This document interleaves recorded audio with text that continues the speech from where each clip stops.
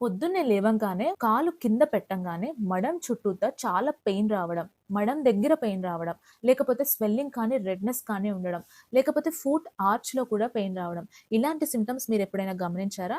Hi this is doctor అసిగ్నా homeopathic physician. ఇలా మడాల నొప్పి రావడానికి ముఖ్యంగా 4 కారణాలుంటాయి. Number 1 vitamin D deficiency. Vitamin D తక్కువగా ఉండడం.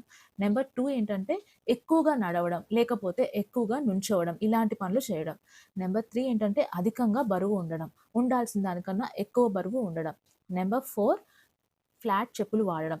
సో, ఇలాంటి వాటి వల్ల ఈ మడాల నొప్పులనేవి వచ్చే ఛాన్స్ ఉంటుంది. సరే వచ్చాక ఏం చేయాలి అంటే, ముందుగా మంచిగా రెస్ట్ తీసుకోవడం అనేది చాలా ఇంపార్టెంట్.